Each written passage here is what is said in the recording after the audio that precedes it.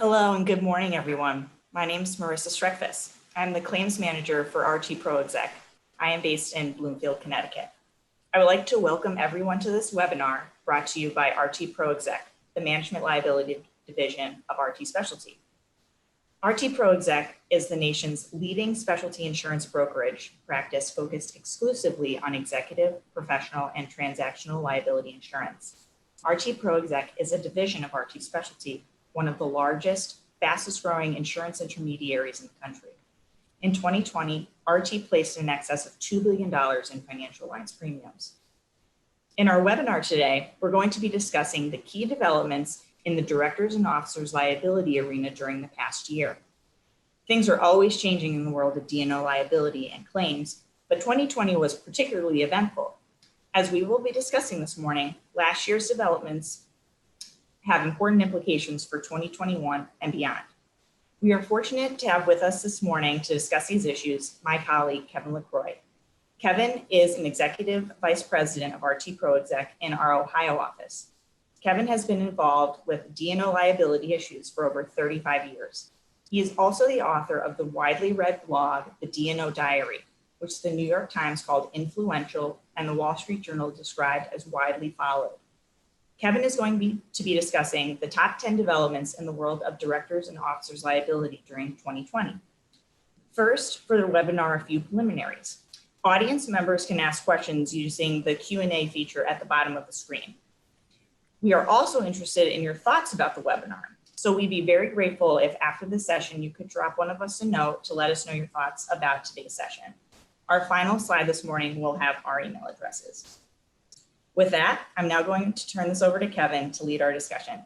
Kevin, please take it away. Thank you, Marissa, and hello, everyone, and welcome to today's webinar. Thank you all for joining in. 2020 was an eventful year in many ways, and that was also true for the D&O arena. We have a lot to talk about today, so let's jump right in with the first of our 10 topics, which is securities class action litigation. There's a reason why D&O liability observers focus on the annual number of securities class action filings, and that's because the risk of a securities class action lawsuit is the most significant D&O litigation risk that most U.S. publicly traded companies face. The number of annual securities class action lawsuit filings is also an important indicator of D&O insurers' likely aggregate claims experience for that year as well.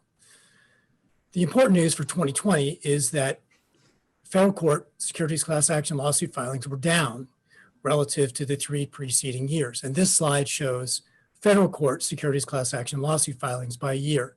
I emphasize federal court because it does not include state court securities class action lawsuit filings, although if the state court lawsuits were included, I am quite certain it would still show a decline. This slide shows a decline of about 20% relative to the 3 years 2017, 2018, and 2019. Although it does show that for 2020, the numbers were still well above long-term annual averages. In fact, the number of filings in 2020 was higher than any year during the period 2016 and prior, all the way back to 2001. So let's unpack this a little bit and talk about why the filings were down relative to the last 3 years, but why they're up relative to the long-term averages. And in this slide, it shows those two things. On the left, it shows why the filings declined in 2020 relative to the 3 preceding years. And on the right, it shows why 2020 filings were still well above long-term averages. So why they were down a little bit, at least 2 reasons. One is there were 2 lulls during the year, in the May-June timeframe, and then in the 4th quarter, October, November, December, filings were down relative to normal filing levels. The first lull in the May-June timeframe almost certainly was because of the pandemic, although the second lull is a little bit harder to explain. Another reason that the filings were down in 2020 relative to 2017 to 2019 is there was a decline in the number of federal court merger objection class action lawsuits. And I'm going to come back to that on the next slide. Turning to the reasons the 2020 filings were up relative to historical levels, the first is there were a number of coronavirus-related securities class action lawsuits, and that's actually topic 2, so I'll be coming back to that. The second reason that is in April, on a single day, there were 11 securities class action lawsuits filed against cryptocurrency companies, all filed by the same plaintiffs firm. So those 11 contributed to the overall filing level. The third reason, and it's a topic that I'm going to come back to in a later slide, there were increased numbers of filings against non-US, US listed companies. And I've got that as a discussion point in a later slide. So let's talk about those merger objection lawsuits. I noted that merger objection lawsuits declined in 2020 relative to the 3 preceding years. And that's shown on this slide. You can see in the orange that there are only 102 merger objection class action lawsuits, well below the 2017, 2018, 2019 level. A couple of reasons why merger objection lawsuits were down. The first is there was a drop off in merger activity, particularly in the late first quarter and beginning the second quarter. But the real reason, and the one that I think is important to focus on, is that as the year progressed, the plaintiffs' lawyers increasingly focused on filing the merger objection lawsuits, not as class action lawsuits, but as individual lawsuits. And I think if we added back in the lawsuits that were filed as individual actions, we would find a much smaller drop off in the amount of merger objection litigation. The other thing I want to point out on this slide is with respect to the blue, you can see that the traditional lawsuits with 222 in 2020 was above every year reflected on the slide except 2019. Now, I will say that since I created the slide and did my year-end numbers, I've had a number of conversations with industry observers, and they've raised the legitimate objection that the 220 number should be turned down as we back out those cryptocurrency-related lawsuits. If we backed out the cryptocurrency lawsuits, instead of being 222, that number would be 211, which would still be in the range of 2017, 2018, and still well above any prior year, going all the way back to 2008. But in any event, even if you disregard the merger objection lawsuits, the number of traditional lawsuits was still at elevated levels relative to historical norms. So I've been talking about numbers of lawsuits. In this slide, I'm going to talk about a different measurement, which is percentage of lawsuits, and that's percentage as measured against the number of listed companies. The number of lawsuits each year has been going up, at least until this year, while the number of publicly listed companies in the United States has been going down, which means that the percentage of companies sued each year has gone up. And you can see that in the 2017 to 2019 timeframe, they were at historically high levels. And though they're down in 2020, it's still well above any other year. The problem with this slide and these percentages is it is distorted by those merger objection lawsuits. So that if we look at the same data but back out the merger objection lawsuits, we find slightly different percentage figures. And there we can see that although there was a historically high percentage level in 2019, the number still remains high in 2020, and in fact, higher than any other year other than 2019. If we were to back out the cryptocurrency lawsuits from this number, in other words, disregard them for purpose of this slide, the 2020 number would drop to 4.3%, which would still be above any year except 2018 and 2019, meaning that slightly less than 1 out of 20 lawsuits can face the prospect of a traditional lawsuit these days, higher than historical averages, and certainly higher than historically D&O insurers assumed in setting their pricing. And it does mean that as we've gotten to these more litigious levels, the chances of a company getting hit with securities class action lawsuit is significantly above long-term averages. So who's getting sued in these lawsuits? And let's look a little bit at the industries. I've broken the 2020 filings down by SEC code, and you can see that the most frequently sued SIC codes were in the life sciences sector, particularly 2834, which is pharmaceutical preparations, which is the SIC code category that had the most securities class action lawsuits in 2020, as has been the case for years. In orange, we have the high-tech SIC codes. This is not every high-tech SIC code. It's just the ones that have the most frequent litigation. So I'm really concentrating on the areas where there's the highest level of securities class action litigation activity. And you can see those two categories together amounted to more than 25% of all of the federal court securities class action lawsuits in 2020. Now, I mentioned in that earlier slide about the amount of litigation against non-US, US listed companies, which was really extraordinary in 2020. And when you look at these figures in the bottom half of this slide, it's important to keep in mind, as I note in the final bullet point, that non-US companies represent only about 17% of all US listed companies. Yet in 2020, that 17% of non-US companies accounted for 27.3 of all federal court securities class action lawsuits. Now, all of the lawsuits filed against the non-US companies were traditional lawsuits rather than merger objection lawsuits. So if we disregard the merger objection lawsuits, just take them out of the equation, what we find is 40% of the traditional lawsuits were against non-US companies. Now, if we back out the cryptocurrency cases, which in this case might be a good point since all 11 of the cryptocurrency defendants were non-US entities, we still are left with 36.8% of the traditional lawsuits being against non-US companies, far in excess than the prevalence of non-US companies on the US exchanges. It probably would be a worthy topic of a webinar all on its own to discuss why this is happening.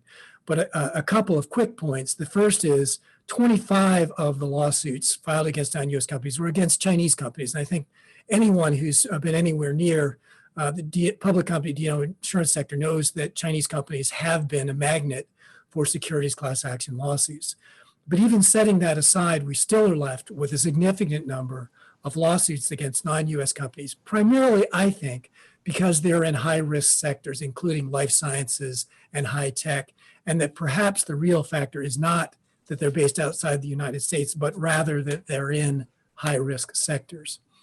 So I'm going to move on to the next topic, Marissa, unless there are any questions that you from the audience. Sure. So one question that I had, Kevin, I was pretty interested in the comments that you had about the two securities lawsuit filing lulls that occurred during 2020, and particularly that lull during the fourth quarter. And what do you think those lulls mean for any filing patterns we might see in 2021? Were the lulls just short-term developments, or do you think that they reflect larger factors that could affect the number of filings we're going to see in 2021? Well, anyone who watches securities class action filings knows that they ebb and flow, and it would be a mistake to try and attach too much significance to a relatively short-term lull. And I really think the first lull, the one in the May-June timeframe, was because of the pandemic and stay-at-home orders, and a number of courts were closed and so on. A little harder to diagnose the fourth quarter. I think it's primarily a reflection of the fact that the merger objection lawsuits were being filed by the plaintiffs' lawyers increasingly as individual lawsuits rather than as class action lawsuits. I really think that phenomenon became more pronounced in the fourth quarter, and that accounts perhaps for some of that fourth quarter lull. And if that is the case, and that becomes a tactic that plaintiffs' lawyers increasingly pursue, we might expect that in 2021 and going forward, that we would see fewer of those merger objection lawsuits and fewer aggregate total number of class action lawsuits. After that, it's hard to say. I mean, the one thing that's really puzzling is in November, there were only 11 securities class action lawsuit files, which, in the ebb and flow is a really low number. And unless it's another attribute of the slowdown because of the pandemic, I really can't explain it. So it's hard to know for sure if it will continue. Certainly, we're all going to want to watch. I will say, 12 days into the new year, we've already had a half a dozen securities class action lawsuits filed. Wow. So the plaintiffs' lawyers are not gathering any rust. They're going to be busy. So time will tell how indicative, if at all, that fourth quarter lull is. So I'm going to go ahead and go to the next topic, which is the coronavirus-related D&O claims. I mentioned in the first section that the 2020 filings were affected by the number of coronavirus-related D&O claims. And as this slide shows in that first box, there were nearly 24 coronavirus-related securities class action lawsuits filed between March and December. Although after September 1st, there were only 4. So as the year progressed, the number of lawsuits filed, and perhaps we could say that, at least as far as 2020, that the phenomenon was really most related to the initial outbreak and the initial stay-at-home orders. The other thing I ought to note about my tally of the 23 class action lawsuits, there are other publicly available sources that have a different count. And I think it's really just a question of disagreements about categorization. My count is larger. Perhaps I'm inclusive and some would say over-inclusive. But I will say there were a significant number of class action lawsuits filed. In addition, there were at least 7 shareholder derivative lawsuits related to coronavirus-related allegations. All of the companies sued in those derivative lawsuits were also the subject of securities class action lawsuits.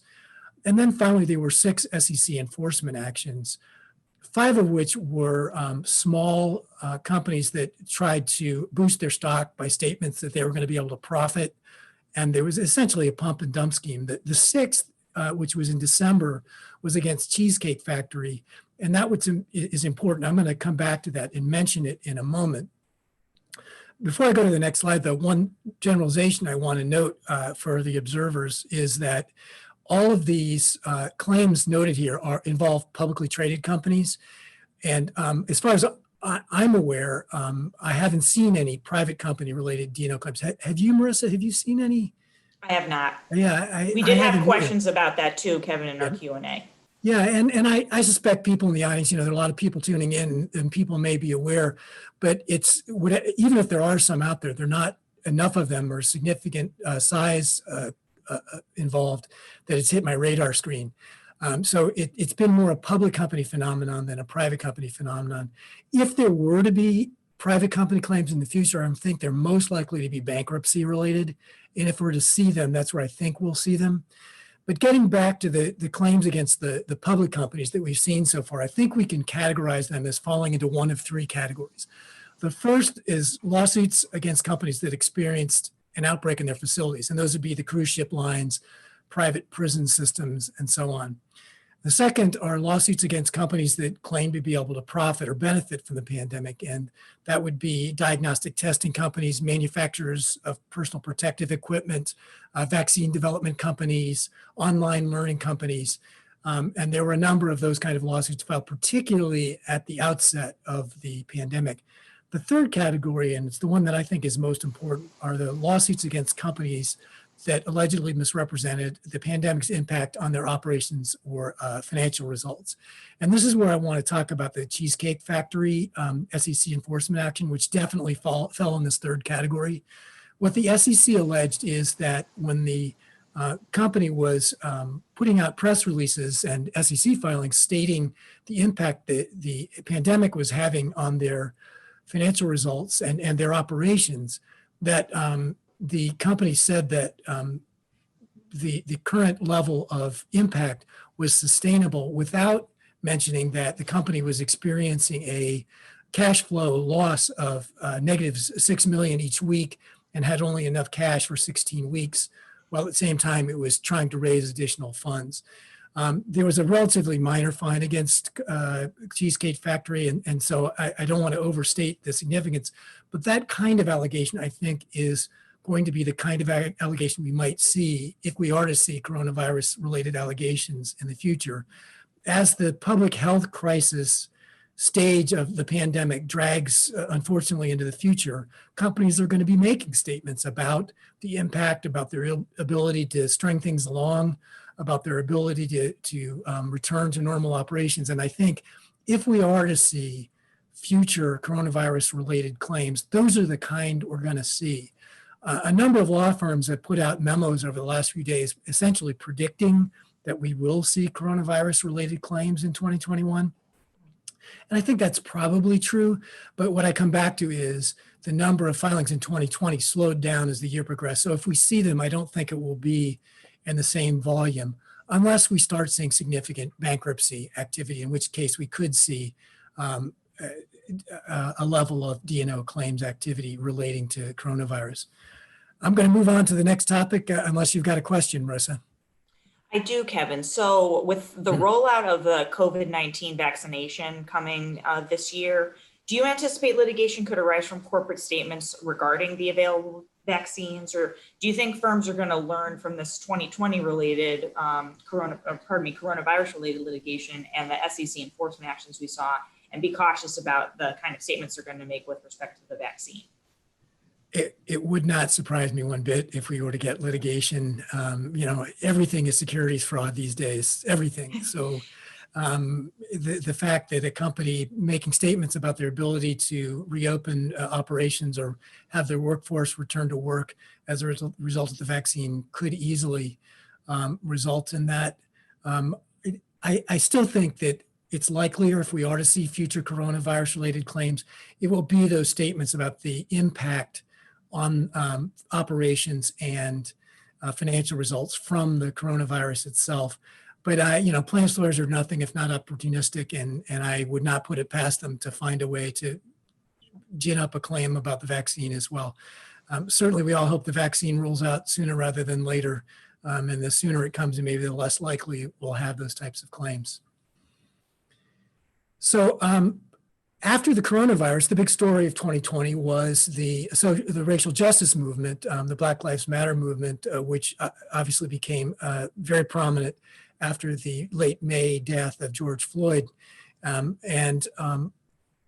lot of questions got asked in a lot of different sectors. And I think one question that definitely came to the fore in that time frame was question about the absence of African Americans in leadership in corporate America. And beyond questions, there were important regulatory and litigation developments. And those fell into three categories.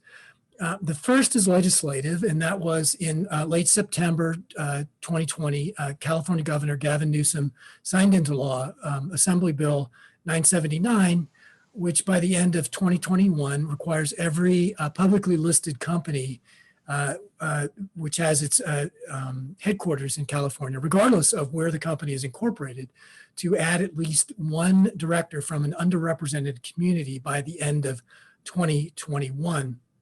And that would affect about 625 publicly traded companies. There are that many companies that have their headquarters in California. So obviously that is a significant development. In addition, in December, actually it was late November, I believe, NASDAQ announced that it had submitted to the SEC for SEC approval listing guidelines that would have a board diversity requirement, which essentially amounted to a comply or explain requirement, requiring NASDAQ listed companies to comply with diversity-based requirements for board composition by according to a timetable specified in the guideline. Since such a significant number of U.S. listed companies are NASDAQ listed, that would have a significant impact on board composition for quite a significant percentage of U.S. listed companies. And those requirements would kick in for NASDAQ companies by the end of 2021 as well.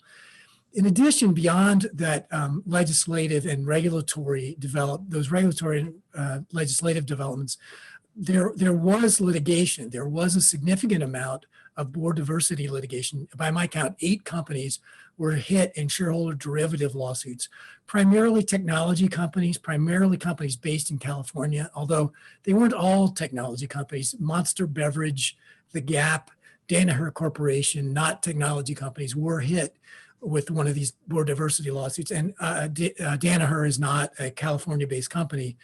The interesting thing about that board diversity litigation is that although there were 8 companies sued in quick succession in the summer and early fall, the last of the 8 was the one filed against Cisco System on September 25th, I believe it was. In any event, just before California Governor Gavin Newsom signed Assembly Bill 979 into law. And it seems to be, although you never know for sure, but it seems to be that took a little wind out of the sails for the plaintiffs' lawyers, since the California bill provides one of the remedies that the plaintiffs' lawyers sought in pursuing that type of litigation. So it may be either that they feel preempted or they feel like some of the PR value may be diminished as a result of the enactment of the Assembly Bill. That said, we may yet see more board diversity litigation, which I think puts pressure on companies that aren't subject to the California Assembly bill, aren't subject to the NASDAQ requirement, yet that don't adopt guidelines or take steps to address board diversity issues. So any questions on that topic, Marissa? Yeah, I do have a question, Kevin. Can you comment on the legal challenges to California's board diversity requirement? I saw that last fall, in fall 2020, a legal group filed a constitutional challenge to AB 979 that the law was presumptively invalid and triggers a strict scrutiny review under California state constitution. And these appear to be similar to the legal challenges to California's SB 826 that was signed into law in 2018 that had gender diversity requirements for boards. You're right to refer to the litigation involving the gender diversity. There are, in fact, 2 lawsuits filed in response to the gender diversity enactment. One was a federal court lawsuit, and that lawsuit was dismissed because the plaintiff lacked standing, Article 3 standing. However, there was a separate state court lawsuit filed by a California taxpayer because under California law, taxpayers have the requisite standing, so that case remains pending. I point that out that lawsuit involving the gender diversity bill remains pending because here we are well over a year and a half, almost 2 years since the enactment of the gender diversity requirement, and that litigation has still not been resolved. So you're right, there was also a lawsuit, a state court lawsuit filed by a California taxpayer challenging Assembly Bill 979. And that lawsuit probably will move about as quickly as the gender diversity lawsuit. In the meantime, however, I think any well-advised California-based company should be taking steps to comply with the requirement of the statute, notwithstanding the legal challenge. I have no opinions on the legal merits. I simply haven't looked into it closely enough. But I think given the state of play in California, given the NASDAQ requirement, and given the general thrust of developments on this issue, I think every company probably would be well advised to look at these issues and address board composition questions, regardless of whatever may ultimately prove to be the merits of the litigation. So with that, I think I will go on to the next topic. We can all hope, I think, that on January 20th, there will be a peaceful administration of the oath of office to Joseph Biden as the 46th president of the United States. And assuming that is to be the case, there will be a new presidential administration. And that has a number of important implications, including even for the D&O arena that we're talking about. The easiest to talk about is what might happen at the SEC. I note here on the slide that on December 23rd, the outgoing SEC chair, Jay Clayton, resigned. And I note in the first sub-bullet point there, the unnamed Biden appointee will join 2 incumbent Democratic commissioners. Today's Wall Street Journal reported that this inside baseball assumption is that the Biden nominee for the SEC will be Gary Gensler. Some of you may remember that Gensler was the chair of the Commodities Future Trading Commission in the Obama administration. He's also an alum of Goldman Sachs, so he is a Wall Street veteran. He knows Wall Street well. He's a very sophisticated individual, knows Wall Street well, and is an experienced regulator. And the track record for Gensler is an active and tough regulator. And I think we have to assume that will be the approach he will take as SEC chair, assuming he is actually nominated and his nomination is confirmed. Regardless of who actually serves that role, there will be a Democratic majority on the commission, as the new commissioner will join the 2 incumbent Democratic commissioners. And so there's speculation, and I think well-founded speculation, that there will be an active rulemaking agenda. There will be a rollback of some of the Trump administration initiatives, and there will be a step up in the administration and rather in the enforcement activities of the commission. And it's likely that step up in the enforcement activities will reflect changing enforcement priorities. The Trump administration under Jay Clayton focused on investment advisors, broker-dealers, and activities directly affecting retail investors, which is important. And frankly, I don't want to minimize that a bit. And I really think it is worth noting that Clayton was a very respectable and worthy commissioner of the SEC. Different priority, and I think under the Biden administration, there will be a shift to a focus on larger public companies, or at least publicly traded companies, by comparison to the emphasis given by the Trump administration, with an emphasis on policing Wall Street and insider trading. So I think there could definitely be a measurable and discernible change in enforcement priorities. One final priority that I think we can count on seeing is a renewed focus on environmental, social, and governance issues, or so-called ESG issues.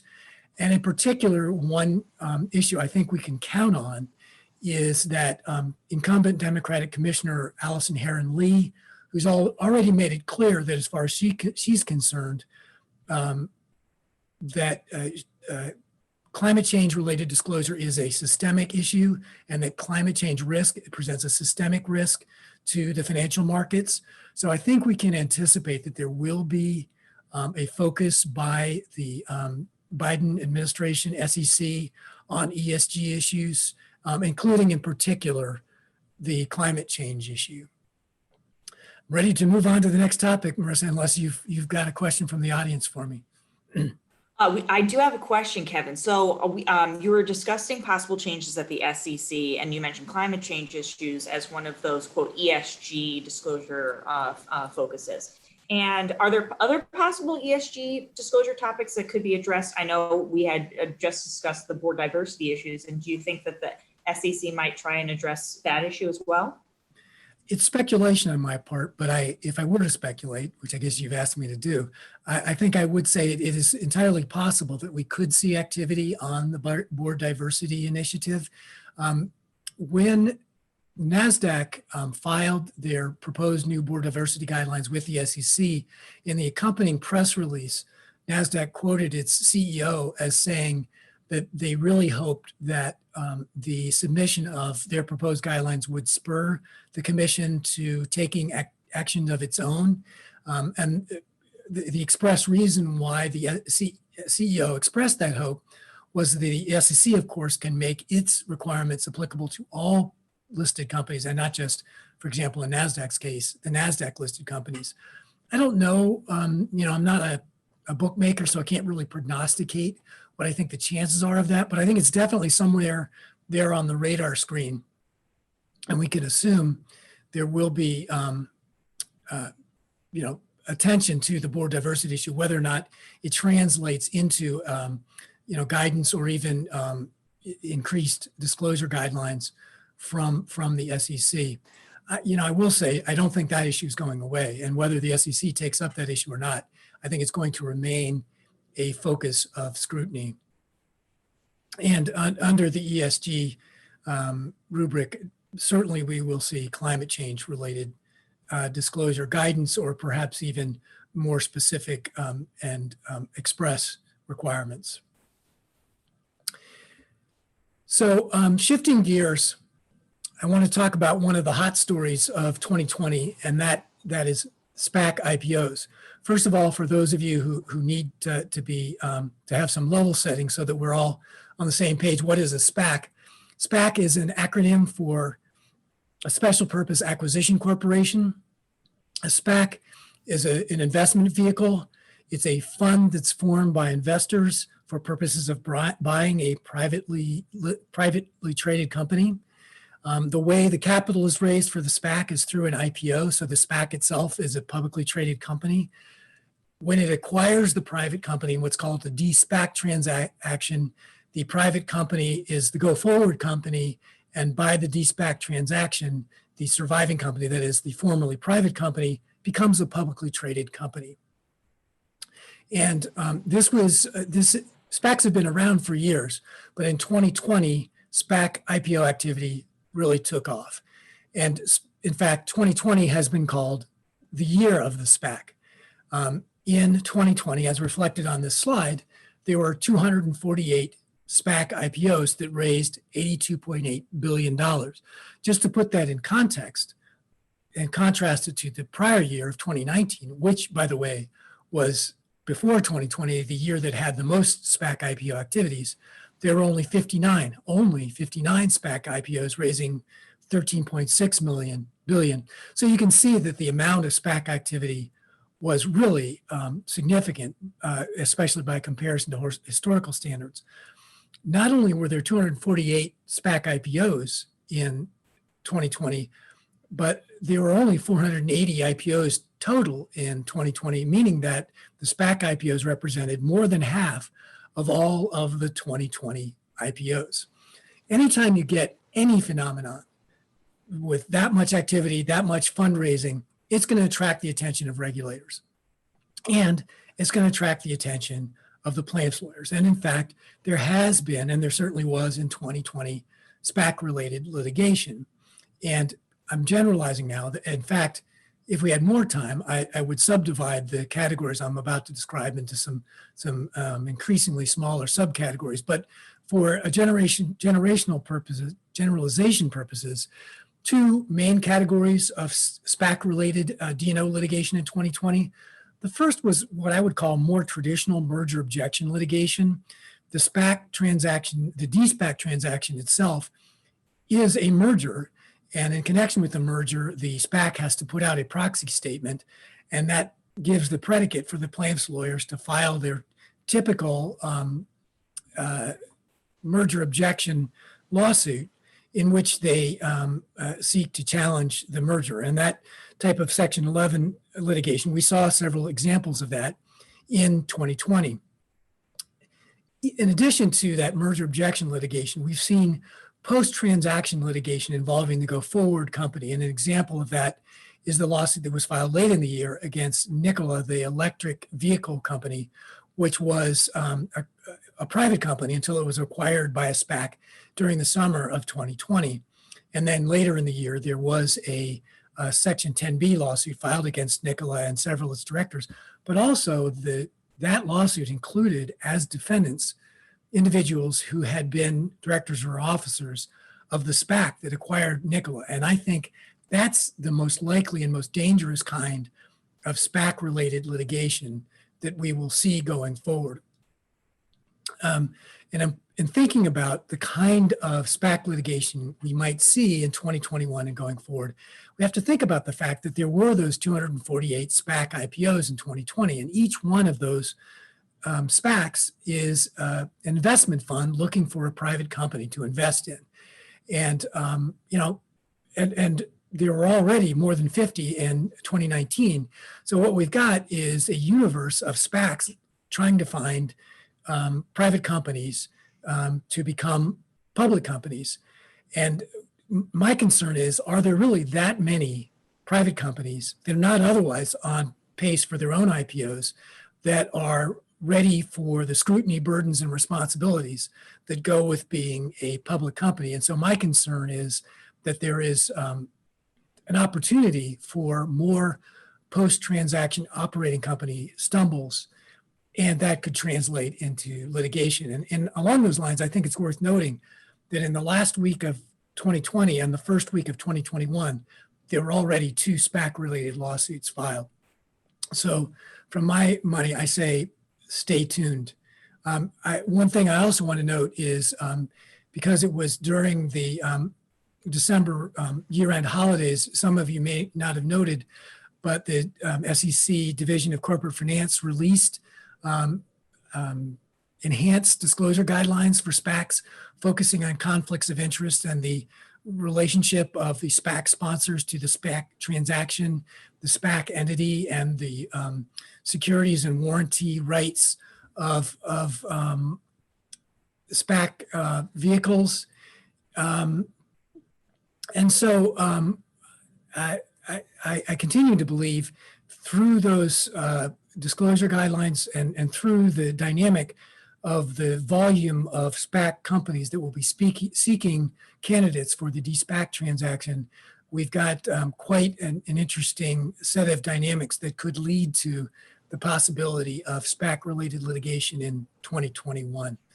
So I'm ready for the next topic, unless you've got a question for me, Marissa.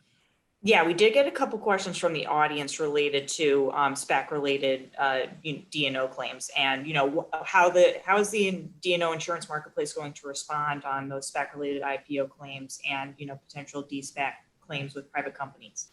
We did have a couple questions with respect to private companies on this. Yeah, it's an interesting question, and really, I think in part the D&O insurance industry started responding during 2020. The D&O insurance marketplace, particularly for primary insurance for SPACs, was already limited.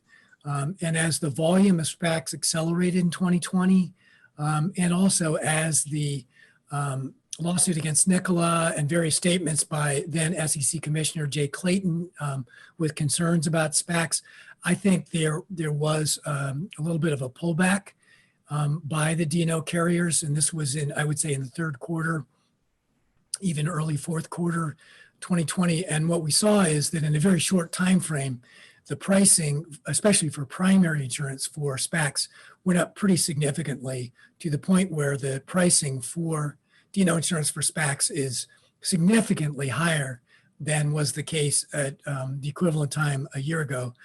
And also a number of the carriers that are active in the space are actively trying to decrease their limits exposed. So the combination is that it's made SPACs a harder to place category. Whenever something like this happens, you get D&O insurers sweeping with a broad brush, and so they're treating even SPACs that have seasoned managers as the sponsors with very focused objectives. SPACs that, to my mind, should receive more favorable consideration are being lumped together, unfortunately. And what that means is that even for those well-structured, well-organized SPAC plans, they're facing a marketplace that's more difficult, more challenging than was the case a year ago. You have another question on that topic, Marissa? I think I'm all set, Kevin. Thank you. Okay. I'm just a quick word, Marissa. I can't check the chat and I can't check the Q&A, so I'm counting on you to keep me up to speed. You got it. So another big story in 2020 has to do with the so-called Cyan problem. I think everyone remembers that in 2018, the U.S. Supreme Court held that state courts retain concurrent jurisdiction for liability actions under the 33 Act. And this created what I've just called the Cyan problem, which is the possibility that companies, particularly companies, IPO companies or companies that have completed secondary offerings, will face the possibility of not just state court securities class action litigation. The real danger is state court and simultaneous federal court. So you have parallel state and federal court litigation raising the same issues without any mechanism for consolidating them, meaning that the companies would have to face dual front war without a means for coordinating the litigation and their litigation efforts, at a minimum, meaning increased defense costs. Faced with that prospect, a number of companies have adopted, as was suggested by Stanford Law School professor Joseph Krunfest, a charter provision specifying a federal forum for 33 Act liability actions, a so-called federal forum provision. A number of companies did adopt federal forum provisions, and a shareholder who owned shares of Roku, Stitch Fix, and Blue Apron filed a declaratory judgment action in Delaware challenging the validity of the federal forum provision in those companies' charter. In December 2019, the Delaware Chancery Court struck down those provisions in those companies' charters. However, on appeal in March 2020, the Delaware Supreme Court in the Shabakuki case held that federal forum provisions are valid and enforceable under Delaware law, which was great for those companies, but it left the question, would the courts of other states enforce the federal forum provisions, even if they are valid and enforceable under Delaware law? And what we had in 2020 was a number of important California Superior Court decisions, that is, decisions by California trial court judges, in which the judges held that the provisions in the charters or corporate documents of three companies, that the provisions were enforceable. And in each of those cases held that because of the existence of the federal forum provision in those companies' charters, that the state court lawsuits against those companies would be dismissed. And so here you have the September ruling in Restoration Robotics, the November ruling against Uber, and the December ruling against Dropbox. And you'll note there that there was, in fact, a fourth ruling by the same judge that issued the ruling in Dropbox on the same grounds in the case involving Sonam Technology. So there were actually four rulings involving involving California companies' rulings by California state court judges. So there's clearly an emerging consensus in California state courts that federal forum provisions are enforceable. But unfortunately, I don't think that means the final end of the Cyan problem. And there are a number of additional issues that will have to be sorted out. The first is many listed companies in the United States are not Delaware corporations. Many tech companies are organized under the laws of Nevada. Real estate investment trusts or REITs are typically organized under the laws of Maryland. Many financial services companies are domiciled in New York. And then, of course, we do have that 17% of US listed companies that are organized outside the United States. They're organized under the laws of their home countries. And so we still have those remaining issues. And then in terms of the enforceability of federal forum provisions, what about states other than California? We don't have any rulings so far other than by California state courts. And I think it's worth noting those are California state trial courts. And the plaintiffs in those cases may well, and I believe are going to appeal those cases. So there may be yet to be heard, even in California. So unfortunately, we're not at the end of the Cyan problem. I think eventually it will be sorted out. Eventually, all of these remaining issues will get cleaned up, but it's going to be a time-consuming, expensive process, piecemeal. And the quick solution would be for Congress to act. It would be a very simple matter for Congress to amend Section 22 of the 33 Act to specify that all liability actions under the 33 Act must be brought in federal court, and any cases brought in state court are removable to federal court. It would be pretty easy. Unfortunately, our current distracted and divided Congress, I think, is unlikely to take up even this, what I would characterize as low-hanging fruit. So in that circumstance, I think any company would be well advised to adopt a federal forum provision. I'm ready for the next topic, Marissa, unless you've got a question. Yeah, I did want to ask a question about Congress, because, I know that this is an easy issue that they haven't taken up yet, but I wonder your thoughts, because now we have the legislature confirmed for, the incoming administration and also a new administration. So do you think that is going to have any effect on the potential for confirming the federal forum provision? Well, I'm not really a DC policy wonk, so I'm probably getting a little outside my area of expertise there. On the one hand, an optimist might say if you got the same party controlling the Senate, the House of Representatives, and the White House, that makes it easier for coordinated action. I don't know, the division is so close in the House and particularly the Senate that it's hard to generalize. I don't know that this is necessarily an issue that's going to be a priority in the Democratic administration. I will say that it ought to be a bipartisan issue. The efficiency of the federal judiciary ought to be a bipartisan issue, and it shouldn't matter. But that's just me as an opinionated person that lives outside the Beltway. In the end, I don't know. Clearly, in the first 100 days, I think there are going to be a lot higher priority issues that are going to be the focus of Congress. So it's hard for something like this to move to the top. So again, I think well-advised companies should adopt a federal forum provision, and the rest of us just sit tight as all of these issues get sorted out. So, In the interest of time, I'm going to move through the next topics relatively quickly, but one I do want to talk about is privacy. For those of you who follow my blog and follow these webinars, you know that I've had this as a topic for years. I continue to believe it remains an important topic, and I actually think that as a result of the pandemic and other developments, even more than in the past, I think it's an emerging area of D&O risk. Among other things, during 2020, there was a significant D&O claim filed, a securities class action lawsuit that was filed against Zoom, whose platform we're using at this very moment, as many of you have as well during this year. So obviously Zoom benefited from the pandemic, but as I'm sure all of you recall at the outset, there were stories of privacy issues with intruders coming into Zoom calls. And so there was a class action lawsuit alleging misrepresentations regarding the platform privacy and also about the level of controls and safeguards.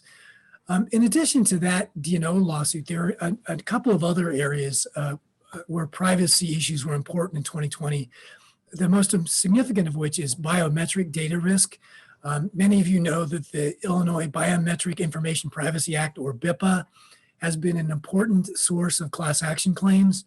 I saw one tally recently that between 2015 and 2020, there were over 1,000 BIPA class actions filed nationally in the US.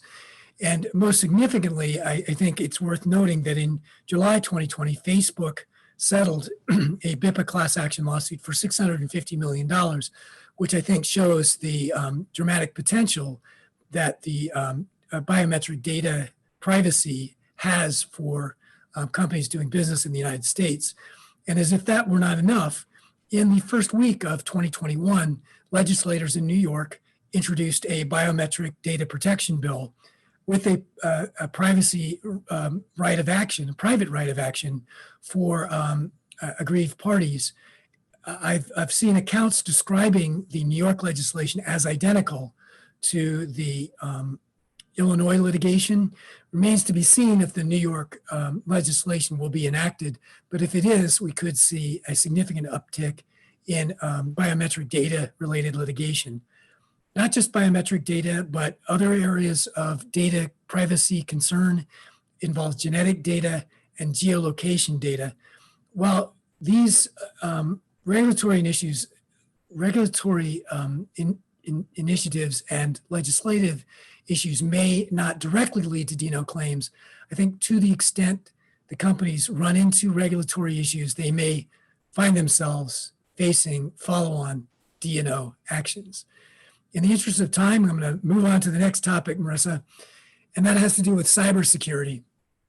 Again, a perennial issue and one that was a big issue again in 2020. Probably the most noteworthy development in that respect was the settlement earlier in 2020 of the Equifax data breach related security suit for $149 million, which shows the potential this type of litigation has and also undoubtedly heartened plaintiffs' lawyers. In addition to that, there were securities class action lawsuits and a shareholder derivative lawsuit filed based on cybersecurity related issues. And I've noted both the First American lawsuit here and the LabCorp issue. I think this will be a continuing issue going forward. And along those lines, it's noteworthy that the first securities class action lawsuit filed in 2021 was the securities class action filed against SolarWind, whose software was the source of the was the vulnerability that led to the significant state actor hack that was revealed late in 2020 involving governmental entities and many corporations. And I think we will continue to see those kinds of lawsuits filed in 2021, perhaps even relating to that state actor hack as well. One final issue, which I will cover very quickly, is the duty of the breach of oversight, which has been around for a significant time period. It's not new, but it got significant new momentum, first in 2019, when two Delaware court decisions recognized the viability of breach of the duty of oversight claims in 2 lawsuits. And the fact that those allegations were sustained in those 2019 cases led observers, including me, to suspect that we would see more breach of the duty of oversight claims. And that was validated in 2020, where there were 2 decisions by Delaware courts finding that breach of the duty of oversight claims were sustainable in and that those claims were permitted to go forward. And what that means is that under Delaware law, in recognition of the duty of oversight, they have a fiduciary duty to create and implement controls and to monitor company management and operations, particularly with respect to mission critical operations, and the directors must heed red flags suggesting that they need to oversee those mission critical operations. And that could translate, as I note here in the final slide, to breach of duty of oversight claims arising out of the coronavirus outbreak. I've speculated on that publicly before, and candidly, we have not yet seen any of those types of claims, but the potential remains there. And that's just one illustration of the kind of claim that might translate into an allegation of breach of the duty of oversight.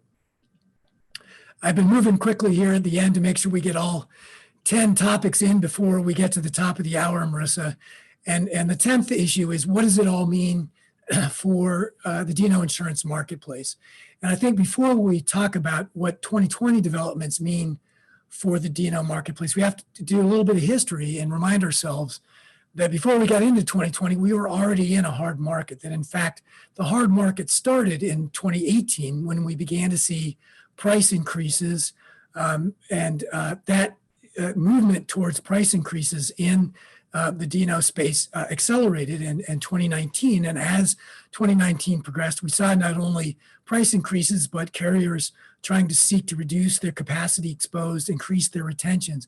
And by year end 2019, we were in a hard market. And that's where we were in the first quarter of 2019 when the coronavirus outbreak hit, which exacerbated all of the hard market conditions, accelerated price increases, accelerated retention increases, in some cases led to tightening terms and conditions.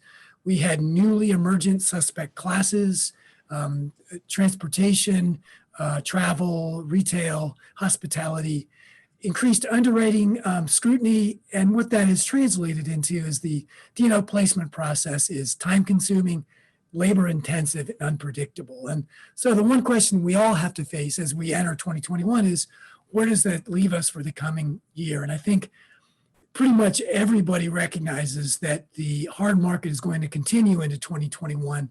The question is, when will the cyclical insurance market start to slide towards the next phase of the cycle? And all I can say is the indicator of the next phase is the capital raising and the prevalence of new players, of which there are a number, both domestically here in the US and in London. All of those are starting to be active.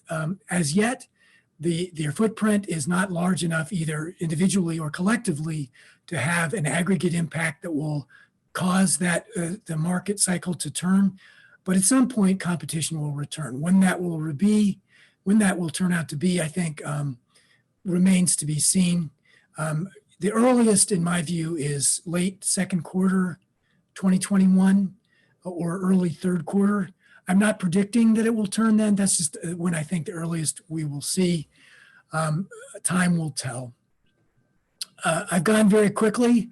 I've covered a lot of topics. I think if nothing else, I've convinced everyone that there's a lot to keep track of, and I hope that each of you will try and keep track using the D&O Diary. I spend a lot of time on it. I have fun with it. I hope you'll read it. Here's the address. Marissa said at the outset that we welcome your comments. Here's my email address.